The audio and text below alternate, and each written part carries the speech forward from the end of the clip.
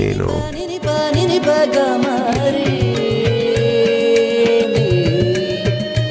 ಗಮಬನಿ ಪಾ ಪಾ ಪಾ ಪಾ ಪಾ ಪಾ ನಿನಿ ಸಾ ನಿನಿ ಸಾ ಗ.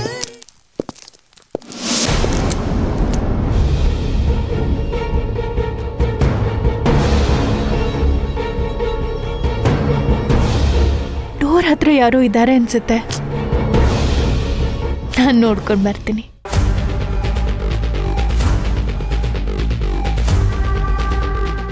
ಎಕ್ಸ್ಕ್ಯೂಸ್ ಮೀ, ಇದು ನಮ್ಮ ರೂಮ್ ಎದುರಿಗೆ ನಿಂತ್ಕೊಂಡು ಏನು ಮಾಡ್ತಿದ್ದೀರಾ ನೀವು? ಸ್ವಲ್ಪನಾದ್ರೂ ಮ್ಯಾನರ್ಸ್ ಇಲ್ವಾ ನಿಮಗೆ? ನೋಡ್ಕರಣ. ರೀ, ಇಲ್ಲೇನ್ರಿ ಮಾಡ್ತಾ ಇದ್ದೀರಾ? ಇನ್ನೊಬ್ಬರ ಕೋಣೆ ಹತ್ರ ನಿಲ್ಲಬಾರ್ದು ಅಂತ ಗೊತ್ತಿಲ್ವಾ? ಮೊಬೈಲ್ ಹಿಡ್ಕೊಂಡು ಏನ್ರಿ ಮಾಡ್ತಾ ಇದ್ದೀರಾ? ರೀ, ನಿಮ್ಮನ್ನೇ ಕೇಳ್ತಾ ಇರೋದು. ಮೇಡಮ್ ಗೌತಮ್ ಅವರೇ, ಏನಿದೆಲ್ಲ? ಮೇಡಮ್, ಕೋಪ ಮಾಡ್ಕೋಬೇಡಿ, ನಾನೆಲ್ಲ ಹೇಳ್ತೀನಿ. ಮೇಡಮ್, ನೆಟ್ವರ್ಕ್ ಬಗ್ಗೆ ನಿಮ್ಮ ಯಜಮಾನರಿಗೆ ಗೊತ್ತು, ಅವ್ರನ್ನ ಕೇಳಿ. ಹೌದು ಸುಬ್ಬಿ, ಸಿಗ್ನಲ್ ಇಲ್ಲೇ ಸಿಗೋದು. ಗೋಪಾಲ ಫೋನ್ ಮಾಡಿದಾಗಲೂ ನಾನು ಫೋನ್ ಇಲ್ಲೇ ತೆಗೆದಿದ್ದೆ.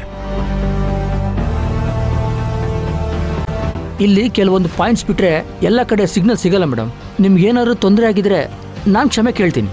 ನಿಮಗೆ ಈ ರೂಮ್ ಸೆಟ್ ಆಗಲಿಲ್ಲ ಅಂದರೆ ಹೇಳಿಬಿಡಿ, ನಾನು ಬೇರೆ ಕಡೆ ಶಿಫ್ಟ್ ಮಾಡ್ತೀನಿ. ಪರವಾಗಿಲ್ಲ, ಇಲ್ಲಿ ಸಿಗ್ನಲ್ ಆದರೂ ಸಿಗತ್ತಲ್ಲ, ಇದೇ ನಮ್ಗೆ ಅನುಕೂಲ. ನಿಮ್ಮಿಷ್ಟ ಸರ್. ಕೆಲವು ಬಿಲ್ಗಳಿಗೆ ಸಹಿ ಹಾಕಬೇಕು, ಕೊಟ್ಟು ಕಳಿಸ್ತೀನಿ ಸರ್.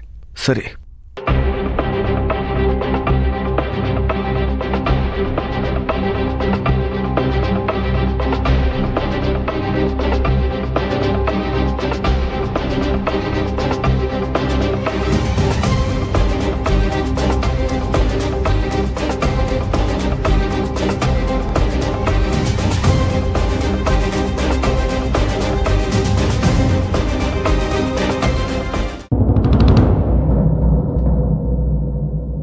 ಯಾಕಮ್ಮ ಒಂಥರ ಇದೆಯಾ?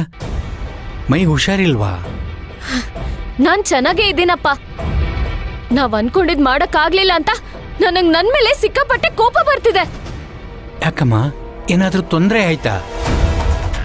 ಆ ಮುನೇಂದ್ರನ್ ಸಾಯಿಸ್ಬೇಕು ಅಂತ ನಾವು ಬಾಂಬ್ ಎಲ್ಲ ಫಿಟ್ ಮಾಡಿದ್ವಿ. ಅವನ ಅದೃಷ್ಟ ಚೆನ್ನಾಗಿತ್ತು ಅಂತ ಕಾಣಿಸುತ್ತೆ. ಅವನ್ ಹೊರಡೋ ಗಾಡಿ ಕೆಟ್ ನಿಲ್ತು, ಅವನ್ ಮನೇಲಿ ಉಳ್ಕೊಂಡ್ಬಿಟ್ಟ. ನಾವ್ ಮಾಡಿದ ಪ್ಲಾನ್ ಎಲ್ಲ ಹಾಳಾಗೋಯ್ತಪ್ಪ, ಹಾಳಾಗೋಯ್ತು.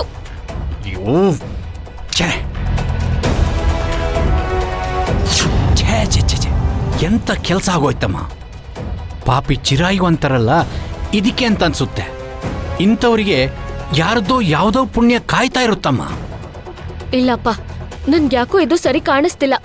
ಆ ರಫಿನ ನಂಬ್ಕೊಂಡ್ರೆ ಯಾವ ಕೆಲ್ಸನೂ ಆಗಲ್ಲ. ನಾವು ಬೇರೆ ದಾರಿನೇ ಹುಡುಕ್ಬೇಕು. ತಪ್ಪಮ್ಮ, ತಪ್ಪು. ನಾವು ಅನ್ಕೊಂಡ್ ಕೆಲಸ ಆಗ್ಲಿಲ್ಲ ಅಂದ್ರೆ ಧೃತಿಗೆಡಬಾರ್ದು. ರಫೀಕು ತುಂಬಾ ಅನುಭವಸ್ಥ, ಇಂಥ ಕೆಲಸದಲ್ಲಿ ಚೆನ್ನಾಗಿ ಪಳಗಿರೋನು.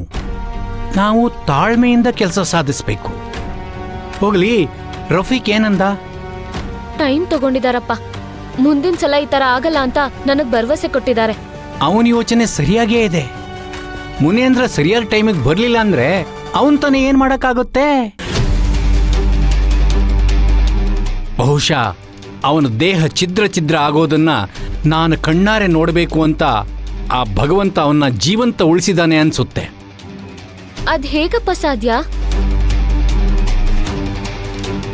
ಭೂಮಿ, ಸದ್ಯದಲ್ಲೇ ನಾನಿಲ್ಲಿಂದ ತಪ್ಪಿಸ್ಕೊಂಡು ಹೋಗೋಣ ಅಂತಿದ್ದೀನಿ.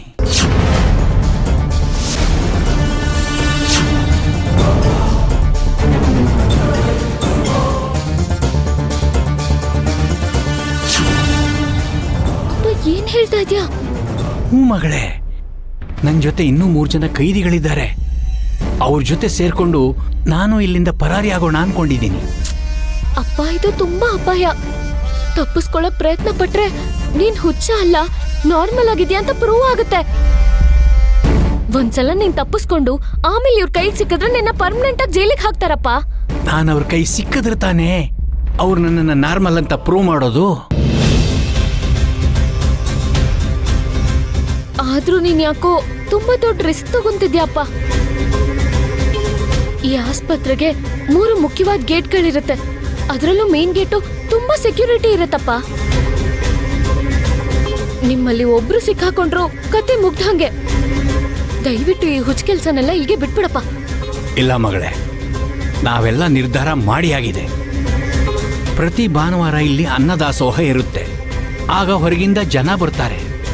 ಈ ಸಂದರ್ಭನ ಉಪಯೋಗಿಸ್ಕೊಂಡು ಇಲ್ಲಿಂದ ಯಾರೂ ಪರಾರಿ ಆಗಿಲ್ಲ. ನಾವು ಚೆನ್ನಾಗಿ ಯೋಚನೆ ಮಾಡಿಯೇ ಈ ಯೋಜನೆ ಹಾಕೊಂಡಿರು. ನನ್ಗೇನೂ ಆಗಲ್ಲ, ನೀನ್ ಧೈರ್ಯವಾಗಿರು. ನಾನು ಹೇಗಾದರೂ ಮಾಡಿ ಇಲ್ಲಿಂದ ತಪ್ಪಿಸ್ಕೊಂಡು ಬಂದೇ ಬರ್ತೀನಿ.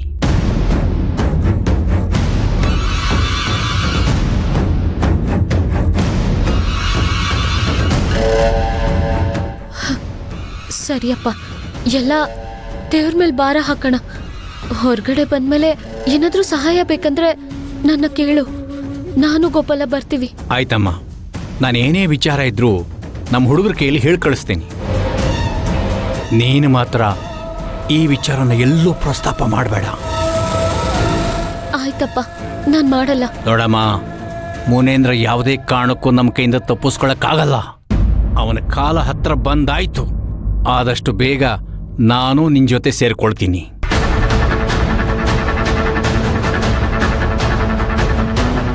ನೋಡು, ನೀನು ಈಗಾಗಲೇ ಸುಮಾರು ಸಲ ಬಂದು ನನ್ನನ್ನು ಭೇಟಿಯಾಗಿದ್ದೀಯ. ಇಲ್ಲಿರೋ ಗಾರ್ಡ್ಗಳಿಗೆ ಅನುಮಾನ ಬರಬಾರ್ದು. ಮೊದಲು ನೀ ಇಲ್ಲಿಂದ ಹೋಗ್ಬಿಡು. ಸರಿಯಪ್ಪ, ನಾನಿವಾಗ ಹೊರಡ್ತೀನಿ. ದಯವಿಟ್ಟು ನೀವು ಸ್ವಲ್ಪ ಹುಷಾರಾಗಿರಿ. ನನಗೇನು ಆಗಲ್ಲ, ಯೋಚನೆ ಮಾಡಬೇಡ. ನೀನು ಹೋಗು.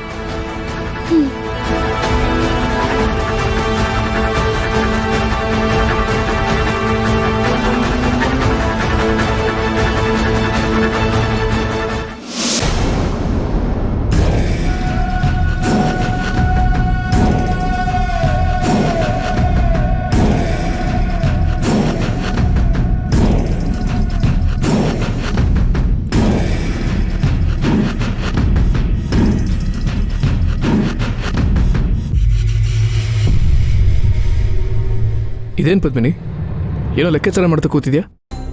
ಇದೆಲ್ಲ ರೈತರು ಸಾಲ ತಗೊಂಡು ಅಡ ಇಟ್ಟಿರೋ ಜಮೀನಿನ ಪತ್ರಗಳು. ಯಾರ್ಯಾರು ಎಷ್ಟೆಷ್ಟು ಸಾಲ ತಗೊಂಡಿದ್ದಾರೆ, ಎಷ್ಟು ತೀರ್ಸಿದ್ದಾರೆ, ಇನ್ನೂ ಎಷ್ಟು ಬಾಕಿ ಇದೆ ಅಂತ ನೋಡ್ತಿದ್ದೆ. ಅಲ್ಲ, ಇದನ್ನೆಲ್ಲ ನೋಡ್ಕೊಳ್ಳೋದು ಅಕೌಂಟೆಂಟ್ ಇದ್ದಾರೆ ತಾನೆ, ನೀನು ಯಾಕೆ ತಲೆ ಕೆಡಿಸ್ಕೊಂತಿದ್ಯಾ? ಅಕೌಂಟೆಂಟು ಬರೀ ಲಾಭ ನಷ್ಟದ ಲೆಕ್ಕ ಮಾತ್ರ ನೋಡ್ತಾರೆ. ಆದರೆ ಜನರಿಗೆ ನಮ್ಮಿಂದ ಏನು ಸಹಾಯ ಆಗ್ತಿದೆ, ಅವರಿಗೆ ನಮ್ಮಿಂದ ಏನು ಕಷ್ಟ ಆಗ್ತಿದೆ ಅಂತ ನೋಡ್ಕೋಬೇಕಾಗಿರೋದು ನಾವೇ ಅಲ್ವಾ? ಚೆನ್ನಾಗಿ ಹೇಳ್ದೆ ಕಣೆ. ಜನರ ಕಷ್ಟ ಕೇಳೋದಕ್ಕೆ ನೀನೇನು ಸಮಾಜ ಸುಧಾರಕೇನಾ ಅಥವಾ ಮಿನಿಸ್ಟ್ರಾ? ಜನರು ಕಷ್ಟ ಸುಖ ವಿಚಾರಿಸೋಕಂತಾನೆ ನಮ್ಮ ಯಜಮಾನ್ರು ಮಂತ್ರಿ ಆಗಿರೋದು.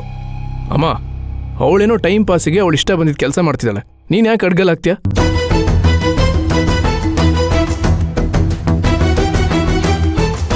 ನಕುಲ್, ನಾನು ಈ ಕೆಲಸನ ಟೈಮ್ ಪಾಸ್ಗೆ ಅಂತ ಮಾಡ್ತಿಲ್ಲ.